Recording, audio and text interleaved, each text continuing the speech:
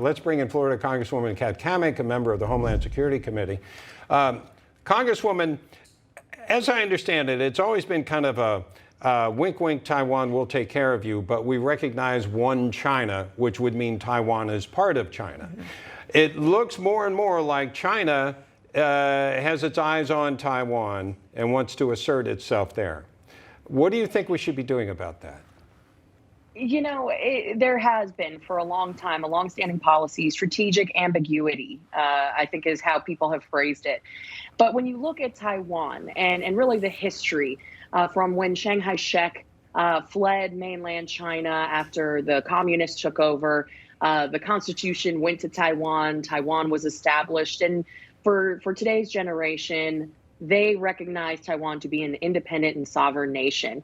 I myself have spoken with President Tsai, and I think that the great concern is that should China take adverse military action against Taiwan and Taiwan should fall, well, that just unleashes China to be the aggressor that we know that they want to be and basically trampling all over the world.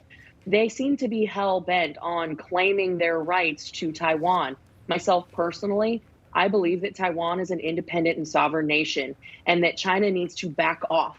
Because for as long as I have been around, and that's been since 1988 for anybody who's wondering, I think that Taiwan's role and contribution to the global community has been incredible. They are a different culture, a different people than mainland China. And even though there is still controversy about the 92 consensus, I believe that this Congress will stand by Taiwan in the event of a potential conflict. But we want to exhaust all options to make sure that we never get to that point, which is exactly why operations and continuing to engage in phone ops, freedom of navigation operations through those areas in that part of the world are important. Mm-hmm. We want peace, and we want peace through strength.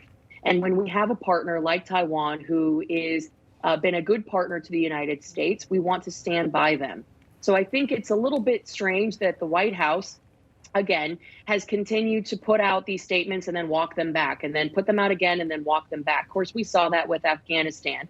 I think when it comes to solidifying the United States position, when it comes to how we feel about Taiwan and our relationship, I think the world would be best to take their cues from Congress rather than this White House, because clearly, be it Afghanistan, the southern border, the fact that they have no idea what's going on in their own country, things are a little bit shaky when it comes to any sort of message coming out of the White House. Yeah, I mean, a message coming out of the White House that we were surprised by China firing this hypersonic missile, but yet we do nothing about that. And then you were talking about, in terms of that area of the world, South Korea, Japan, how do they know that they can count on us given what they saw transpire and happen in Afghanistan?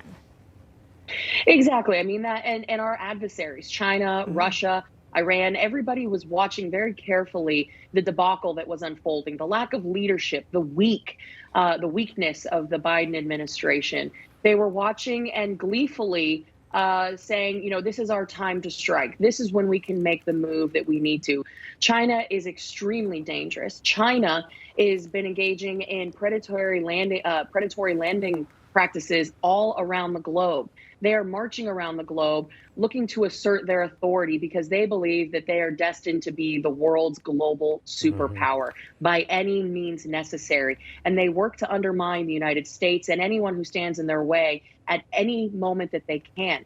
Taiwan is just standing in the way as far as they're concerned because they believe that Taiwan is part of mainland China. Yeah, and they work every day through interference of elections and stealing intellectual property rights. And you name it, they're doing it to undermine Taiwan. But no mistake about it, they're an independent sovereign nation. And they want their technology. They want a lot of the Western elements of what makes Taiwan, Taiwan.